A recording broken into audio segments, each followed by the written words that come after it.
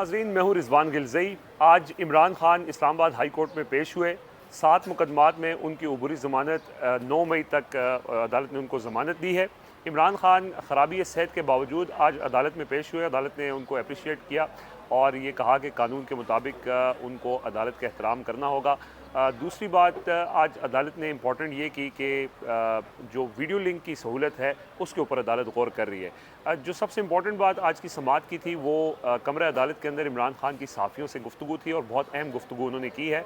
और इस गुफ्तगू में उनसे मुख्तलिफ सवालात किए गए, क्योंकि जब अदालत की एक दफ़ा बर्खास्त हुई और उस दौरान काफ़ी वक्फ़ा था तो तमाम सहाफ़ियों ने खुल कर सवालात किए और बहुत से जो ऐसी बातें थी इमरान खान की उसके ऊपर वजाहत दरकार थी, उसके ऊपर भी उनसे सवालात हुए। एक तो ख़ास तौर पर इमरान खान और जनरल बाजवा का जो रोमांस है वो ख़त्म होने का नाम नहीं ले रहा और उस हवाले से जो उनके बयानात थे, एक हमारे साफ़ी ज़ुबैर अली ख़ान ने उनसे ये सवाल किया कि जनरल बाजवा ये कहते हैं कि हमारे पास टैंकों के पैसे नहीं हैं, तो क्या ये बात दुरुस्त थी? तो इमरान खान ने ये कहा कि वो अब तो उसने टीवी पे बात की है, मेरे सामने उसने एक नहीं कई मरतबा इस बात का इजहार किया। जब भी हम इस तरह की मीटिंग करते थे वो कहते थे कि हमारे पास तो टैंकों के पेट्रोल के पैसे भी नहीं हैं और बल्कि टैंकों का पेट्रोल भी नहीं है, हमारे टैंक ख़राब हैं और इस तरह की गुफ्तगू उन्होंने कहा।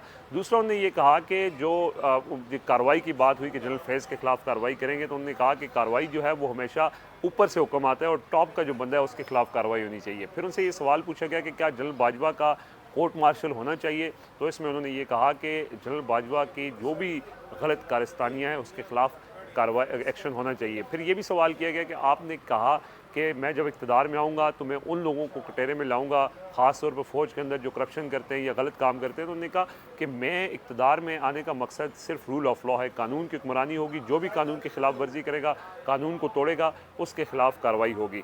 बिलावल भुट्टो ज़रदारी के दौरे भारत से मुतल्लिक मैंने उससे सवाल किया तो उन्होंने ये कहा कि ये बड़ी अहम चीज़ है समझने के लिए कि हमने भारत के साथ हम भी अच्छे ताल्लुकात चाहते हैं, लेकिन हमने भारत का जो बाइकआउट किया था या जो उनके साथ अपने ताल्लुकात मुअत्तल किए थे, उसकी वजह ये थी कि भारत ने गैर कानूनी तौर पर कश्मीर का स्टेटस तब्दील किया। इस वजह से हमने उनके साथ ताल्लुकात मुअत्तल किए, क्योंकि हम ये समझते थे कि भारत के साथ ऐसे मौके पर ताल्लुकात रखना कश्मीरियों के साथ या कश्मीर कॉज के साथ ज़्यादती है।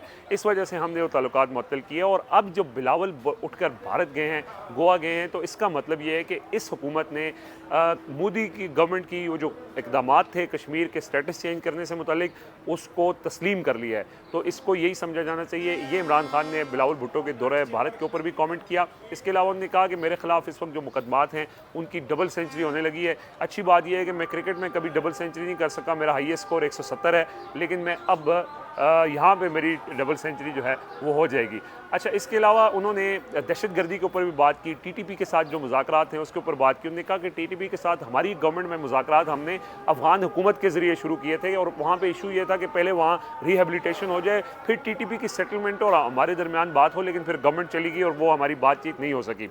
और उन्होंने दहशतगर्दी के हवाले से ख़ास तौर पर इस वक्त जो खैबर पख्तूनख्वा के जो हालात हैं उस पर तशवीश का इज़हार करते हुए ये कहा कि मुराद सईद की ज़िंदगी को ख़तरा है और मुराद सईद की ज़िंदगी को डर्टी हैरी से ख़तरा है। अच्छा, उनसे ये सवाल भी किया गया कि इस सारे मामले के पीछे कौन है, आपके ऊपर कौन हमला करवाना चाहता है, तो उन्होंने कहा कि मैंने लाहौर हाई कोर्ट में उस शख्स का नाम बता दिया है। यहाँ मैं इसलिए नाम नहीं ले सकता कि आपका अखबार या आपका टीवी उसका नाम छाप नहीं सकता, इसलिए मैं उसको डर्टी हैरी कहता हूँ। सो इमरान खान ने अपने ऊपर होने वाली जो भी इल्ज़ामात हैं उसका भी बताया कि मैंने लाहौर हाई कोर्ट में जो नाम बता दिया है कि जो लोग मेरे ऊपर हमले में मुलव्वस हैं या मेरे ऊपर हमला करना चाहते हैं। उन्होंने कहा कि मेरी ज़िंदगी को ख़तरात लाहक हैं, उसके बावजूद मैं अदालत के एहतराम में यहाँ पेश होता हूँ। इमरान खान आज व्हील चेयर के ऊपर पेश हुए, उनकी गाड़ी को अहाते अदालत में दाखिले की इजाज़त भी नहीं दी गई और उसके बाद वो व्हील चेयर के ऊपर अहाते अदालत से कमरे अदालत तक पहुँचे और इस दौरान ज़ाहिर है कि वो बुलेट प्रूफ जो शील्ड्स थी उनकी प्रोटेक्शन में उनकी जो सिक्योरिटी टीम है वो उनको लेकर गई। तो आज की इस समाअत के अंदर एक तो जो प्रोसीडिंग्स हुई उसके ऊपर एक मौका ऐसा आया कि जब वकील बहुत ज़्यादा गुफ्तगू कर रहे थे तो चीफ़ जस्टिस भरम हुए, गुस्से का इजहार किया और वो उठकर वहाँ से चले गए। ये भी एक अनप्रेसिडेंटेड चीज़ हमने देखी है कि चीफ़ जस्टिस इतने गुस्से में आ गए। आमिर फ़ारूक नॉर्मली एक धीमे मिजाज के आदमी हैं, लेकिन वो उठकर चले गए, वापस आए, फिर हल्के फुल्के अंदाज में उन्होंने गुफ्तगू भी की, उनका गुस्सा ठंडा हो चुका था। तो उनको ये कहा गया कि अब चाय में चीनी कम पिया करें। वकील सलमान सफदर की जानब से कहा गया, अच्छे अंदाज में रहा। फिर जो हुकूमत के वकील हैं, जो प्रोसिक्यूटर हैं, एडवोकेट जनरल हैं जहांगीर जदून, उनकी जानिब से ये कहा गया कि बार बार आप इनको रिलीफ दे रहे हैं, तो चीफ़ जस्टिस आमिर फ़ारूक ने ये कहा कि वो अपीयर हो रहे हैं, कोर्ट की ज़मानत इसलिए दे रही है कि वो भी कोर्ट का एहतराम कर रहे हैं। फिर फवाद चौधरी साहब एक मौके पर आए, उन्होंने अदालत के सामने गुफ्तगू की और उन्होंने ये कहा कि ये पहली दफ़ा हो रहा है कि हम तो हुकूमत का जो अदालती फ़ैसले हैं उनके एहतराम कर रहे हैं, और लगता ही है कि सिर्फ हम ही एहतराम कर रहे हैं। हुकूमत को देखा जाए तो वो सुप्रीम कोर्ट के फ़ैसलों को रोंद रही है, कहीं कोई एहतराम नहीं आ रहा, लेकिन हम फिर भी अदालती एहतराम जो है वो मलहूज़ रखे हुए हैं। सिक्योरिटी के हवाले से उन्होंने बात की, उन्होंने कहा कि इतनी ज़्यादा सिक्योरिटी लगाने का मकसद ये है कि खौफज़दा किया जाता है लोगों को। तो इस पर चीफ़ जस्टिस ने कहा कि आप खौफज़दा ना हो, ये सिक्योरिटी ज़रूरी है, अगर कोई मिसहैप खुदा न खास्ता हो जाता है तो फिर बात ये इसके ऊपर ही आएगी कि सिक्योरिटी क्यों नहीं है। तो ये सारी जो सिक्योरिटी अरेंजमेंट्स किए गए हैं, चीफ़ जस्टिस ने ये कहा कि ये उन थ्रेट्स के पेश नज़र किए गए हैं जिनका हवाला देते हैं। इमरान खान के वकील फैसल फरीद चौधरी साहब इस वक्त हमारे साथ मौजूद हैं। फैसल साहब, आज एक बार फिर इमरान खान को वक्ती रिलीफ दे दिया गया है, लेकिन ये बार बार ना तो केसेस कम होने के बजाय बढ़ते जा रहे हैं और पेशियाँ उनकी बढ़ती जा रही हैं, जिस तरह उनकी एक सेहत को भी ख़तरा है। तो ज़रा थोड़ा सा हमारे नाज़रीन को अपडेट कर दीजिएगा कि क्या आज की सूरत हाल है। देखिए, जो केसेस हैं आज यहाँ पे तकरीबन 9 बेल पटिशन्स थी, 7 जो है एंटी टेररिज्म कोर्ट की थी, तो उसमें हमें रिलीफ मिला है। प्रोटेक्टिव बेल 10 दिन की दी है। 27 फरवरी से हम बेल पे थे, तो अभी 10 दिन में हम ट्रायल कोर्ट में जाएंगे। ये सारे केस तो फ्रिवलेस हैं। इसके अलावा आज हमने एक पटिशन फाइल की है जिस पर ऑब्जेक्शंस दूर कर दिए गए हैं, और वो पटिशन जो है वो पटिशन में हमने ये सारे जो मामलात हैं जो आप फरमा रहे हैं इन्हीं को टेकअप किया है। ठीक है, तो वो उन्हीं को टेकअप करके तो हमने ये कहा है कि कभी भी पाकिस्तान की हिस्ट्री में जान साहब किसी एक शख्स के ऊपर 150 केसेस नहीं डाले गए हैं। ये पहली दफ़ा है, अनप्रेसिडेंटेड है, और ये तारीख में पहली दफ़ा हुआ है। और सर, वीडियो लिंक के हवाले से भी आज अदालत ने बात की, एक खुशाइन बात है। आपको लगता है कि उस हवाले से भी कोई देखिए, वीडियो लिंक जो है सुप्रीम कोर्ट में तो हम करते हैं, ऑलरेडी इन प्रोग्रेस है।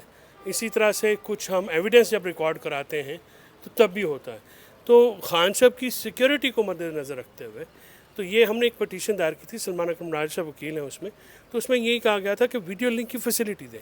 तो आज चीफ साहब ने कहा है कि वो उस पर वो एक ऑर्डर भी करने जा रहे हैं, और वो जो है वीडियो लिंक इस्लामाबाद के हद तक वो उसको मॉडर्नाइज़ करना चाहते हैं। तो बड़ी अच्छी बात है कि अगर जो है ये मॉडर्नाइज हो जाए सारा मामला और वीडियो लिंक दे दे। देखिए ना, किसी की जान, जैसे कि खान साहब की जान को ख़तरा होता है, इस तरह से कोई दूसरे लोग होते हैं। मसलन जब खान साहब आते हैं तो सिर्फ उनकी जान को ख़तरा तो नहीं होता ना, उनके साथ उनकी टीम्स, लीगल टीम, फिर जो डिप्लॉयमेंट होती है उनको, आप लोगों को, जजेस को, लिटिगेंट्स को, लॉयर्स को, सो एक ज़्यादा ज़रा उसका दायराकार फैल जाता है।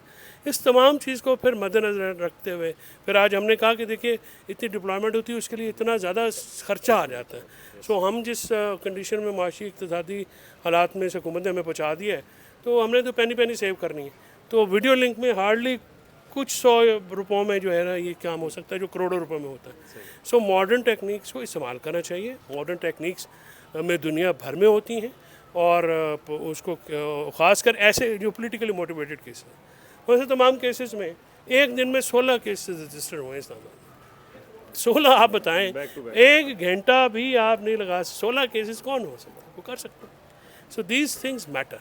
सही, ये चीज़ें होती हैं, इनको ज़हन में रखना चाहिए। सर आखिर में ये बता दीजिए, खान साहब के इस वक्त जो पाँव की एक स्वेलिंग थी उसकी क्या सूरत है?